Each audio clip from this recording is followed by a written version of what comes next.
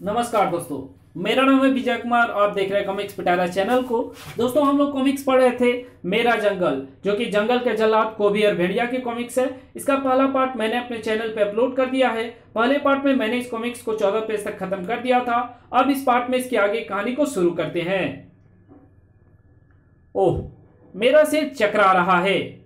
सामने निगाहें पड़ते ही एक बार फिर चौंका कोबी। तुम? गुर्र। ओह, मैं समझ गया। मेरे बेहोश हो जाने के बाद मेरी रक्षा के लिए तुम सब इकट्ठा हुए हो।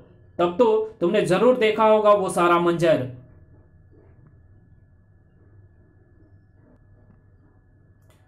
बताओ, मेरी बेहोशी के बाद यहां क्या क्या हुआ? गुर्र।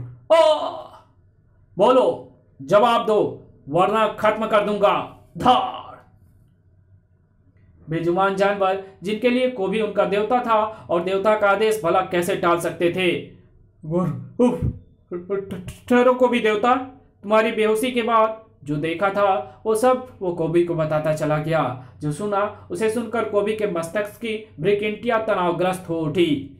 कैसी दवा पिलाई होगी भेड़िया ने मुझे? शायद मेरी शक्ति छीन करने की कोशिश की है भेड़िया ने। इस जंगल में कोबी का सिर्फ एक ही दुश्मन है और वो है भेड़िया। याद कर लो इस नाम को, क्योंकि हमें इस नाम को इस जंगल से मिटा डालना है। और मुझे तो लगता है कि जंगल में मेरी भेड़िया फौज को मारने का षड्यंत्र भी भेड़िया ही रच रहा है, क्योंकि खूंखार भेड़िए मेरे साथी हैं। उसके दुश्मन कोबी के साथी, जिन्हें मिटाकर वो मेरी शक्ति को कम करना चाहता है। वो हमारी हस्ती को मिटा डाले उससे पहले ही मैं उसकी हस्ती को मिटा डालूंगा, क्योंकि जब तक वो जिंदा है मेरे और जैन के बीच की दीवार की तरह खड़ी ही रहेगा। मैं उसे कभी बुल्फानो नहीं ले जा पाऊंगा, इसलिए आज एक हिस्सा मिटा ही डालूंगा। हे भेड़िया देवता, मदद। भेड़िया की हर चाल को कुचल डालेगा कोबी। क्विक। कोबी तो शत्रु था भेड़िया का, मगर जंगल में उसके मित्रों की तादाद ज्यादा थी। Quick quick. ओह क्विक, धन्यवाद तुम्हारा मित्र। भेड़िया, कोबी जंगल में हो रही भेड़ियों की हत्या का दोषी तुम्हें मानकर अपने प्रलंकारी गद्दा लिए तुम्हारी तलाश में निकल पड़ा है। ओह, तुम मुझे उससे टकराने के लिए तैयार हो जाना चाहिए। नहीं, ये टकराव टाला जा सकता है। वो तुम्हारी गंध लेता हुआ सीधा यहीं पर आएगा। हमें यहां से कहीं और जाना होगा। ये तो कायरता होगी। नहीं, जब तक हम भेड़ियों की हत्याओं के रहस्य को नहीं जान लेते और उसे कोबी को नहीं बता देते, तब तक मैं ये टकराव नहीं होने दूंगा। उस अद्भुत शिकारी काली मौत का रहस्य जानने के बाद भी अगर कोबी टकराव चाहेगा तो फिर मैं तुम्हें नहीं रोकूंगा। हो जो बाबा ठीक कहते हैं भेड़िया, क्योंकि समझाया उसे जाता है जो बुद्धि का प्रयोग करना जानता है। जानवर तो सिर्फ हिंसकता दिखाना जानते हैं। बाबा, मुझे लगता है कि आगे बढ़ने के साथ ही हम अपनी गंध पीछे छोड़ते आ रहे हैं, जिसका पीछा करता हुआ कोबी हम तक पहुंच जाएगा।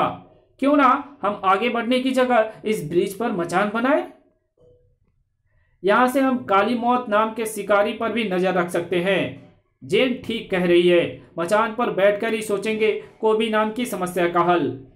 रही गंध की समस्या, तो उसे खत्म करने के लिए एक तीव्र सुगंधित बूटी मेरे पास है, जिसे मैं जलाकर यहां फेंक दूंगा। मचान बना दी गई। भेड़िया, वो देखो, कोबी अपनी भेड़ियों की सेना लेकर इसी ओर आ रहा है, मगर यहां उसे हमारी गंध नहीं मिलेगी। आह! क्या हुआ बाबा? अरे, आपके हाथ में खून बह रहा है। हाँ, आज सुबह बूटी काटते समय हाथ कट गया था। अब पेड़ पर चढ़ते समय घाव पुनः खुल गया है। बाबा, कोबी निकट आ गया है। सचमुच कोबी निकट आ गया था, ठीक उसी वृक्ष के नीचे। भेड़िया की गंध हमें यहाँ तक तो ले आई, मगर यहाँ से आगे उसकी गंध गायब क्यों हो रही है? यहाँ फैली विचित्र सुगंध में खो गई है मेरे दुश्मन भेड़ियों की गंध। लेकिन होनी को तो जंग मंजूर थी। अरे, ये ऊपर से क्या गिरा? खून की बूंद? इस खून में तो मानव की गंध है, यानी मेरे दुश्मन ऊपर वृक्ष पर हैं। सबसे पहले इस वृक्ष को धराशायी करके मुझे उन्हें ऊपर से नीचे लाना होगा। कड़ाक! और कुछ क्षणों पश्चात वृक्ष मचानों सहित धम से नीचे आ गिरा। इधर उधर छितराए गए फौजों, भेड़िया एंड जैन। भेड़िया! भेड़िया जैन की चीख और फौजों की कराह सुनकर भी क्या करता, क्योंकि प्रलयंकारी गदा लिए सिर पर जो आ धमका था कोबी। तेरे और मेरे बीच में जो दुश्मनी है भेड़िया, उसे आज मैं खत्म कर दूंगा।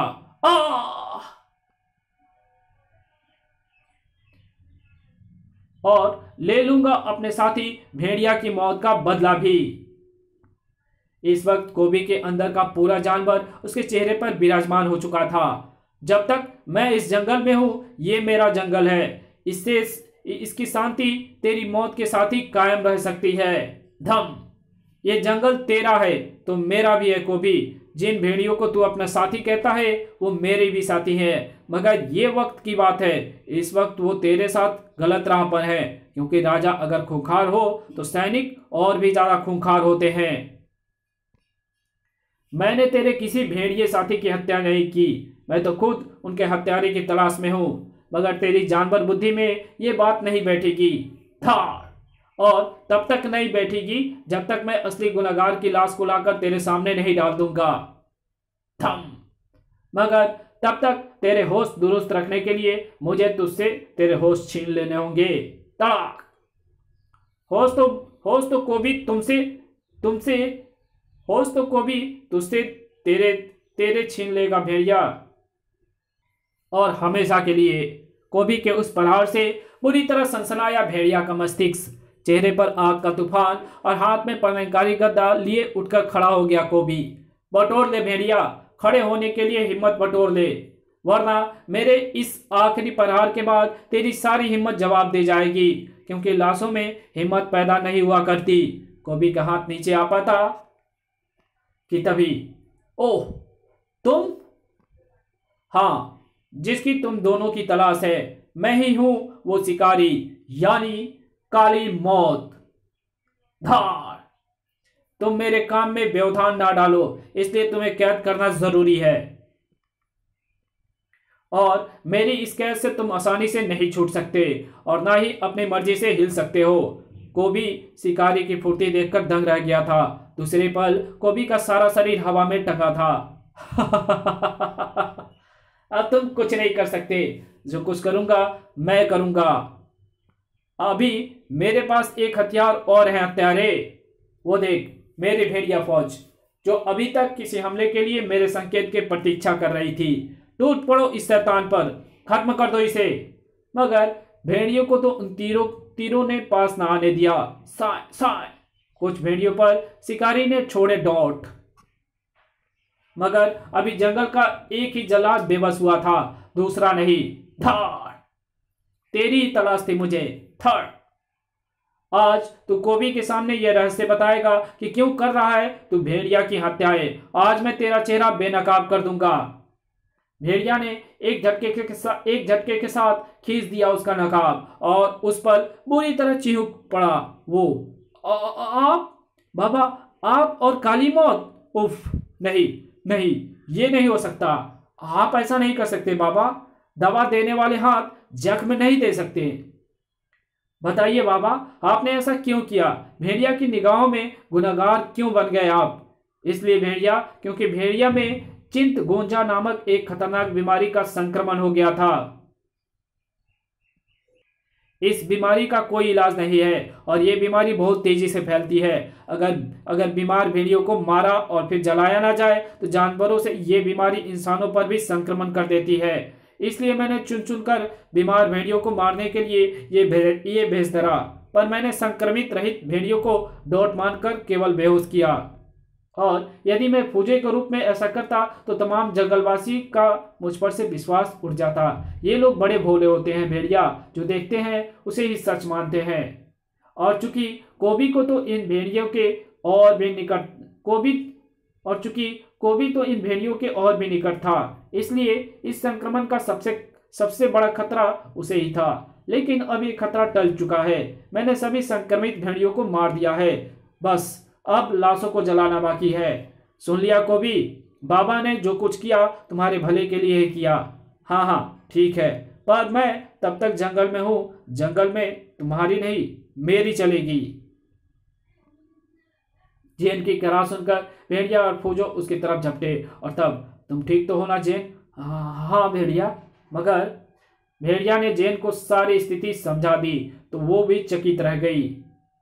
इस प्रकार, अच्छा कोबी, मुझे उम्मीद है कि तुम्हारे साथी तुम्हें कैद से मुक्त कर देंगे। गुर्र, हमारी जान बचाने का धन्यवाद भेड़िया।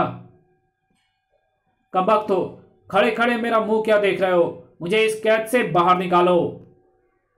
सभी भेड़िए फिर उसी काम में जुट गए। इसी के साथ ये कहानी यहीं खत्म होती है। तो मिलेंगे एक और नई कॉमिक्स में, तब तक के लिए बाय। अगर वीडियो अच्छी लगी तो इस वीडियो को लाइक कर देना, चैनल पर नया तो चैनल को सब्सक्राइब कर बेल आइकन को प्रेस कर देना, और जहां इस वीडियो की जरूरत हो वहां इसको शेयर जरूर कर देना। ओके, तो चलिए यहाँ पे कुछ कॉमिक्स के एडवर्टाइजिंग को देख लेते हैं। ओके,